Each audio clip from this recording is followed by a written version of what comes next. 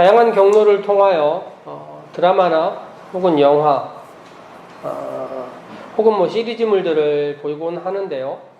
판타지나 공포 혹은 과한 액션이 아닌 한 사람의 삶의 일생을 다룬 이야기라든지 일종의 로드무비와 같은 이야기를 볼 때 사람들은 주인공들의 일생의 여정들 혹은 삶의 경로들을 보면서 자신과 동일시하고 겹쳐서 보기도 합니다. 그렇게 뭔가 겹쳐지고 감정이입이 되다 보면 아무래도 삶이 마지막이 해피엔딩으로 끝나기를, 무언가 좋은 의미로 끝나기를 바라봅니다. 가끔 드라마나 영화가 열린 결말로 끝나버릴 때가 있는데 그렇게 되면 시청자들의 항의가 있기도 하고 그것에 대한 평들에서 많은 사람들이 의문을 갖기도 합니다. 그런데 이렇게 소설과 혹은 드라마, 영화와 같은 이야기들이 우리 삶을 투영하고 있지만 사실 우리의 삶은 그렇게 보이는 것보다는 훨씬 더 많은 경우의 수를 가지고 있고 우리의 삶을 애써 살펴보면 해피엔딩이라든지 의미를 부여할 수 있는 삶들보다는 어찌 보면 슬프고 안타까운 마지막, 삶의 마지막의 이야기들이 많은 것 같습니다. 그래서 누군가의 삶의 마지막 이야기할 때 참 좋았던 시절이 있었다 이야기를 하고 장례식장에도 가보면 가끔 호상이라는 말을 쓰곤 하는데 해피엔딩이라는 말의 다른 표현입니다. 그런데 그런 일들이 많지는 않다는 것이죠. 우리만 그러는 것이 아니라 성경을 봐도 그렇습니다. 창세기에 나오는 아브라함, 이삭, 야곱과 같은 믿음의 조상들이나 출애굽 이후 가나안 땅에서 사사들로부터 사무엘까지 이런 사람들, 혹은 다윗과 솔로몬 같이 영광스러운 시절을 겪었던 왕들도 한 걸음 더 들어가서 그들의 삶의 마지막을 살펴보면 뭔가 아쉽고 단지 아름답다, 본받을만 하다라고 이야기하기는 어려운 부분들이 있습니다. 자녀들이 갈등하며 재산과 권력 때문에 싸우기도 하고 너희 아버지는 안 그랬는데 왜 너는 이러느냐, 이런 이야기들을 자녀들이 듣는 아버지의 마음도 안타깝고 또 후계자들은 반란을 일으키기도 하고 그리하여 노년이 평안이라는 말보다는 시련의 시절로 살아가고 있다는 것입니다. 자녀 후계자 말고 노년 그 자체로도 안타까운 경우들도 많습니다. 그래야 우리가 생각할 때 노년이란 지혜롭고 평온하다 생각할 수 있는데 그런 미사오구보다는 현실은 그렇지 않은 경우들이 많다는 것이죠. 우리 성도님들은 대부분 노년을 생각하기엔 아직 젊기 때문에 왜 갑자기 노년이냐 이렇게 이야기할 수 있겠지만 우리의 삶도 언제 끝일지 알 수가 없고 우리의 삶의 마지막 혹은 우리의 노년은 어떨 것인가에 대한 고민들을 해보는 것이 마땅히 필요하다 할 수 있겠습니다. 그러면 우리는 본받을 만한, 좌표가 될 만한, 보고 배울 만한 무엇인가가 없을까요? 모세의 이야기가 오늘 여기에 있습니다. 제가 삼손 이야기 하기 전에 모세에 대한 이야기를 몇 주 동안 했었는데요. 모세가 부름받은 이야기라든지 모세의 갈등에 대한 이야기들을 했었는데 기억이 가물가물하시겠지만 조금씩 떠올려 보시면서 그 이야기와 약간 교집합이 있는 이야기이긴 하지만 오늘 말씀을 함께 들으셨으면 좋겠습니다. 모세의 이야기에서 모세의 노년의 이야기를 살펴보면 다른 지도자들이나 믿음의 조상들과는 달리 후계자에 대한 갈등 혹은 긴장의 요소들, 자녀 때문에 생기는 요소들이 거의 없습니다. 출애굽기 4장, 18장 이후에 모세의 가족들은 성경에서 아예 사라져버립니다. 그리고 거의 등장하지 않아요. 그리고 모세의 마지막을 살펴보면 출생 후에 버려졌듯이 지금 마지막 시기에도 홀로 남아 있습니다. 광야로 떠난 다음부터 그는 거의 혼자 사는 삶을 살았던 것입니다. 그리고 그렇게 모세의 삶이 끝나가는 오늘의 마지막인데도 삶의 마지막 장소도 무척 극적입니다. 모세가 그렇게 들어가고 싶다고 말했던 가나안 땅이 바로 보이는 건너편에서 지금 모세는 삶의 마지막을 대치하고 있습니다. 흡사 실향민으로 평생을 살아오신 분들이 통일이 다가왔는데 북이 보이는 전망대에서 더 이상 건너가지 못하고 삶을 마치는 것 같은 일종의 처연함, 안타까움 같은 것들이 조금씩은 있는 것입니다. 그리고 그 모세의 마지막에 모세가 했던 이야기들이 가득 남아있는데 그것이 오늘 우리가 읽은 신명기 34장 34장 그렇지 않지만 1장부터 33장까지 아주 긴 이야기가 모세의 유언과 같은 설교집이라고 말할 수 있습니다. 신명기에서 모세는 정말로 출애굽 이후에 이스라엘 백성들의 실패의 과정들을 하나하나 이야기를 하면서 교훈들을 다시 한번 새겨주고 그리하여 십계명부터 다양한 율법의 이야기들과 교훈들을 들려줍니다. 신명기 마지막 장 가면 이스라엘 백성들에게 모세가 축복과 저주의 말씀을 선포하는데요. 우리 이스라엘 백성들이 어떤 역사를 통하여 이런 신앙을 갖게 되었는지 설명하면서 말씀과 함께 했을 때 받는 축복, 말씀을 떠났을 때 얻는 어찌 보면 불행, 저주와 같은 삶을 이야기하고 있습니다. 그래서 모세는 그것을 이스라엘 백성들에게 숙지시키기 위해서 가나안 땅에 들어가면 어디 산에 가서 서로 축복의 이야기와 저주의 이야기를 서로에게 이야기를 해주면서 서로의 귀에 들리게 해라 이야기를 하고 또 혹은 몇 년에 한 번씩은 이 말씀을 쭉 읽어가지고 이 말씀을 기억해야 된다라고 이야기를 합니다. 그리고 모세가 이야기를 해요. 이 말씀이 진짜 어려운 게 아니다. 저기 하늘 끝에 있는 것도 바다 끝에 있는 것도 아니고 너희 앞에 있는 말씀이다라고 반복해서 이야기를 합니다. 사실 모세가 이렇게 반복하는 이유가 무엇이겠습니까? 40년을 이스라엘 백성들과 함께 하다 보니 걱정되는 것이 사실이었습니다. 이들을 놔두고 떠나자니 마음 가운데 걱정이 이만저만이 아니었던 것입니다. 그래서 신명기는 약간 잔소리 같은 부분들이 있어요. 어쩔 수 없이 반복하고 어쩔 수 없이 채근하기도 하고 나무라기도 하면서 내가 진짜 마지막으로 너희들한테 얘기하는데 이것 좀 했으면 좋겠다라는 이야기들이 반복되는 것입니다. 그리고 맨 마지막에 이스라엘 각 지파들을 향하여 축복의 말씀을 던지고 모세의 33장까지 이야기가 끝납니다. 그런데요, 모세 신명기를 읽다 보면 성경을 읽어보시면 아시겠지만 민수기까지의 이야기보다 신명기의 이야기가 잘 기억이 나지 않습니다. 이 가장 기억이 나지 않는 가장 큰 이유는 신명기에는 이야기가 없어요. 설교만 계속 있을 뿐입니다. 그러다 보니 민수기 같은 성경, 하다못해 그 지루하다고 생각하는 레위기도 사건들이 계속 발생하는데 신명기는 사건이 없어요. 그렇게 쭉 기억날 만한 이야기 없이 가다가 거의 유일한 이야기가 마지막 장에 나옵니다. 흡사 2장을 위해서 달려온 것처럼 34장에만 이야기가 있어요. 모세는 산을 오릅니다. 이미 모세와 함께 출애굽의 주역이었던 가족들 미리암과 아론은 죽었습니다. 모세는 하나님의 명령에 따라서 가나안 땅이 보이는 느보산이라는 산에 올라갔습니다. 신명기 34장 읽어보면 하나님께서 모세에게 하시는 명령이 있고 성경을 기록한 사람의 묘사는 있습니다. 그런데 모세가 한마디도 하지를 않아요. 모세는 침묵으로 일관합니다. 신명기 1장부터 33장까지 정말 모세가 신물나게 얘기를 했는데 34장이 딱 되는 순간 모세는 말이 사라집니다. 일종의 무성영화처럼 말이 사라지고 나니 독자들이 무엇만 관심을 갖겠습니까? 모세가 어떤 행동을 하는지 하나하나를 주시하라는 듯이 말은 사라지고 행동만이 남아있는 성경. 이것이 34장입니다. 이 34장은 우리에게 무엇을 읽어내도록 무엇을 보라고 이야기하는 것일까요? 하나님의 명령에 따라 모세는 산 위에 올랐습니다. 그리고 하나님은 모세에게 보여주십니다. 제가 이야기는 여러 번 설명을 드렸었는데 가보지 못했던 이스라엘의 동서남북 1절과 2절을 보면 단까지 이르는 길앗 지방의 온 땅, 납달리와 에브라임, 므낫세, 서해까지 온 유다 땅, 네겝과 종려나무 성읍, 여리고 골짜기, 소알까지 동서남북의 먼 이스라엘, 물론 느보산이 높은 산이긴 하지만 모든 것이 보이지는 않아요. 그런데 하나님께서는 보여주신 것입니다. 모세에게 건너가지 못하는 모세에게 보여주세요. 그리고 나서 모세에게 명령이 떨어집니다. 너에게 보여주지만 너는 건너가지 못한다. 아쉽지 않습니까? 보여주지나 말지 보여준다 하여 못 간다고 하니 더 안타까움이 있습니다. 왜 모세가 못 들어갔는지에 대한 갈등 상황에 대한 이야기를 한 달 전에 이야기를 드렸는데 다시 설명을 듣기에는 설교를 들으시기에도 어렵고 그렇지만 어쨌든 무리바 물가에서 이 갈등 상황과 백성들의 죄라는 여러 가지 이야기 때문에 모세가 들어가지 못하게 돼 있다 이야기를 했습니다. 그리고 저는 이 모세가 들어가지 못하는 장면을 과거에 설교를 할 때 징검다리라는 설교로 이야기를 했어요. 모세는 건너가게 하는 사람이라는 것입니다.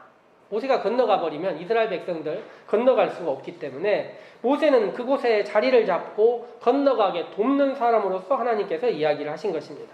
건너기 전에는 그 다리가 그렇게 소중한 것 아닙니까? 이것 없으면 건너가지 못하니 말입니다. 그래서 그 디딤돌같이 가장 소중한 다리로 모세가 건너가도록 도와야 할 사람이다 이렇게 이야기를 합니다. 그러나 건너가지 못한 모세를 바라보면서 안타까움과 처해남이 있는 것도 마찬가지입니다. 더군다나 죽은 사람들에 대해서 과거로부터 명예를 소중하게 여긴다면 그의 삶의 흔적, 죽음의 자리를 남겨두게 마련인데 모세는 성경에 따르니 아무런 흔적을 남기지 않았습니다. 성경에 따르니 그가 죽은 곳을 아는 사람이 없다 이렇게 적혀 있었어요. 고대 세계에서 장례는 무척 소중한 일입니다. 이스라엘 백성들은 이미 400여 년에 죽었던 요셉의 유골을 가지고 나왔어요. 유언처럼. 요셉이 이집트 땅에서 죽으면서 만약 니네가 다시 가나안 땅으로 가면 내 유골을 가져가라 이야기를 했습니다. 그래서 요셉의 유골을 다 들고 가는 거예요. 그런데 그들을 이곳에서 이끌었던 모세의 유골은, 모세의 장례는 제대로 치르지 못한 것이었습니다. 하다못해 건너가자마자 죽었더라 해도 모세에 대한 추억은 전혀 새로운 것이 되었을 것인데 건너가지 못하도록 막은 것입니다. 이스라엘 지금은 성지순례를 가지 못하지만 얼마 전까지만 성지순례를 갔던 사람들은 다 이 느보산에 많이 올라갔다고 해요. 그리고 모세의 무덤이라는 곳, 모세 기념교회 이런 곳에 가서 여러 가지 의식과 행사를 합니다. 그런데 모든 사람들이 성경을 읽었기 때문에 알고 있어요. 우리가 이 장소에 가서 사진도 찍고 기도도 하지만 여기서 모세가 죽은 것은 아니라는 것을 모두 알고 있는 것입니다. 모세는 그가 했던 말씀만 남기고 그의 모든 것이 사라졌습니다. 그의 후손들도 없어져 버리고 그의 묘도 사라져 버리고 아무것도 남지 않게 된 것입니다. 그런데 저는 우리의 삶의 마지막을 바라보면서 모세의 이야기를 읽자고 이야기를 했습니다. 모세의 이야기에서 어떤 부분이 우리의 삶의 마지막의 목표같이 될 수 있을까요? 오늘 설교의 제목으로 나와 있는 말씀이 여호와께서 아시는 자, 엄밀히 표현하자면 우리 성경에 나와 있는 10절의 표현으로 치자면 여호와께서 대면하여 아시던 자 이렇게 기록되어 있습니다. 이 말이 어떤 말이냐면요, 하나님께서 알고자 하는 사람이었다 이런 표현입니다. 우리가 하나님을 알고 싶어 하지 않습니까? 그런데 이 모세만은 하나님께서 대면하여 하나님께서 만나고자 하고 알고 싶어 하는 사람이었다.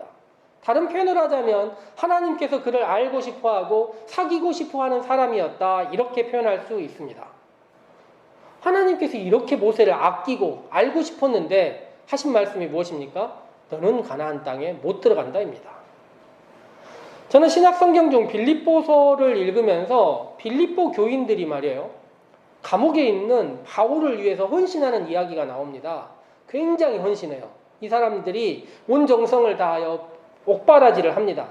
그런데 바울이 뭐라고 얘기하냐면 나의 하나님이 나의 필요한 것들을 다 채워주신다라고 얘기를 해요. 그리고 단 한마디도 빌립보 교인들한테 고맙다고 얘기를 하질 않습니다.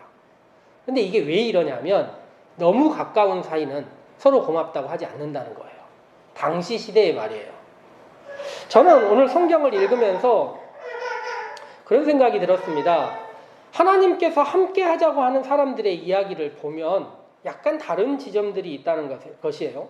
구약 성경에서 죽음을 보지 않고 옮겼다, 삶이 끝났다라고 알려져 있는 사람이 몇 명 있습니다. 대표적으로 창세기에 나와 있는 에녹, 그리고 열왕기에 나와 있는 엘리야인데요. 이 사람들은 삶의 중간에 갑자기 사라져 버립니다. 좋은 말로 표현하면 하나님께서 그를 데려갔다이고 나쁜 말로 표현하면 요졸입니다. 갑자기 삶이 끊어졌는데 사람들이 알지 못하니까 뭐라고 표현하는 거냐면 하나님께서 데려가셨다 이렇게 이야기를 해요. 그런데 이런 죽음을 미화할 길은 아니지만 그들은 죽음을 보지 못한 사람이 아니라 그들의 죽음의 최후, 즉 임종을 누가 본 사람들이냐면 하나님이 본 사람들입니다. 그리고 그 사람 중 한 사람이 모세입니다. 예수님께서 높은 산에 올라가셔서 죽음과 부활에 대해서 이야기하실 때 두 사람을 놓고 이야기를 했어요. 모세와 엘리야 아닙니까? 그런데 이것이 당연한 결과입니다. 한 명이 더 있었으면 누구였겠습니까? 에녹일 수밖에 없는 거예요. 이것이 당연한 일입니다. 모세의 경우를 보면 하나님께서 그를 대면했다고 기록하시는 것은 하나님께서 그와 함께하고 싶었다입니다. 그러니 하나님께서 그를 데려가시는 것이 어찌 보면 당연한 귀결입니다. 가나안 땅을 보여준 다음에 그보다 더 좋은 곳으로 함께 하자라고 이야기를 하고 그 누구도 경험하지 못한 하나님이 치러주시는 장례를 그의 삶으로 마치는 것입니다. 임종이란 자신의 가장 사랑하는 가족과의 인생의 최후를 맞이하는 것이지만 하나님을 만나기 위한 과정 아닙니까? 그런데 아무도 없는 곳에서 삶의 임종을 하나님이 지켜주시고 이후의 삶도 하나님께서 함께 하시는 삶, 이것이 모세라는 삶의 마지막입니다. 그런데 어떻게 하나님과 이렇게 가까워졌을까요? 모세가 하나님을 처음 만났을 때 하나님이 모세에게 하신 이야기가 뭐냐면 내가 서 있는 곳은 거룩한 곳이니 네 발에서 신을 벗어라 이야기를 했어요. 저는 이 정도의 거리로 시작했다고 생각합니다. 그런데 관계가 진전되면서 어떤 일이 벌어지냐면 하나님께서 놀랍게 모세에게 등을 보여주시는 장면이 나와요. 그리고 오늘 성경에 나와 있는 것처럼 대면하여 아시던 자, 하나님께서 더 적극적으로 만나고자 하여 아시는 자가 되었다는 것입니다. 저는 이것이 처음부터 하나님과 모세가 가까운 거리가 아니라 하나님과 모세의 거리가 있었지만 이 거리가 점점 더 좁혀져 가는 삶, 이것이 모세의 삶이었다 이야기할 수 있습니다. 그리하여 최후에는 그의 삶을 하나님께서 지켜주시고 덮어주시는 삶으로 끝난 것이 모세의 이야기라 말할 수 있겠습니다. 오늘 성경을 보면 7절 말씀 보면 이렇게 적혔어요. 나이가 120세인데 그의 눈이 흐리지 아니하였고 기력이 쇠하지 아니하였다. 즉 모세는 죽지 않을 만한 충분한 이유가 있습니다. 나이가 비록 있다고 하지만 아직도 정정하고 정신은 멀쩡하고 그리고 건너가서 함께하고 싶은 땅의 삶에 대한 목표까지 있습니다. 그런데 하나님께서 이렇게 끝낼 수밖에 없는 상황을 만들어주신 것입니다. 이렇게 끝나니 너무 안타깝다. 그것이 아니라는 것입니다. 하나님은 더 깊은 관계로 새로운 삶을 시작할 수 있는 모세를 보여주신 것입니다. 우리 삶도 마찬가지 아닙니까? 우리도 시간이 지나면 삶의 일정 부분이 지나고 나면 무엇인가 결단하고 맞춰야 될 시점들이 찾아옵니다. 그런데 그때도 우리도 모세처럼 눈과 기력과 다른 목표 때문에 더 이상 가야 된다. 아니 여기는 끝이 아니다라고 생각하는 지점들을 스스로 찾곤 한다는 것입니다. 그런데 하나님께서는 뭐라고 이야기를 하십니까? 너의 삶에서의 마지막과 나와 함께하는 삶과 그 사이에서 경계를 넘어야 한다 이야기를 하고 있습니다. 그렇다면 우리의 삶도 마찬가지 아니겠습니까? 우리의 삶도 일정 기간이 지나고 나면 다양한 삶의 욕망과 집착이 아닌 우리의 삶의 마지막이 하나님과의 동행 혹은 그 이후에 하나님과의 다시 만남의 삶을 향하여 움직이면 좋지 않겠습니까? 그래야 우리의 삶의 목표가 하나님께서 대면하여 아시는 자 혹은 우리의 삶의 목표가 하나님과 더욱 가까워지는 자가 되기 위한 삶의 목표가 되면 어떻겠습니까? 어제 낮에 안산에 다녀왔는데요. 하늘을 보니 참 날씨가 너무 좋았습니다. 그래서 흡사 천상병 시인이 과거 했던 소풍 가기 좋은 날처럼 느껴졌습니다. 삶에 대한 집착이 부족해서인지 소명의식이 약해서인지 모르겠지만 저는 어제 날씨를 보면서 나의 삶의 마지막도 이런 날이었으면 참 좋겠다라는 생각을 했습니다. 그런데 날씨뿐만이 아니라 다른 하나를 더 가정해 보자면 우리의 삶의 마지막이 사랑하는 가족과 또 내가 필요한 많은 일들을 이루었다라는 생각과 함께 더 소중한 일이 무엇이냐면 하나님과 더욱 가까워졌다라는 삶의 마지막을 가졌으면 좋겠다. 혹은 하나님과의 대면하여 아는 사람이라는 삶의 목표를 가지고 그 길을 향하여 걸어간다면 어떨까 하는 생각이 듭니다. 그리하여 우리의 삶이 언젠가 맞춰질 때, 끝날 때 하나님이 대면하여 알던 사람 누구? 하나님과 더욱 가까워진 사람 누구? 하나님과의 일생 동안 거리가 더욱 가까워진 사람 누구로서 우리가 알려진다면 어떻겠습니까? 우리의 삶의 한계를 아는 우리가 삶의 마지막 순간, 신앙의 의미들을 다시 한번 헤아려 보면서 우리의 소중한 가족들을 만나고 명절과 함께 여러 가지 삶의 의미들을 생각할 수 있는 좋은 기간 동안에 하나님과의 거리, 하나님과의 대면에서 아는 사람으로서의 삶의 목표를 삼고 우리 일주일 또한 우리 하루하루의 삶을 살아갔으면 좋겠습니다. 함께 기도하도록 하겠습니다.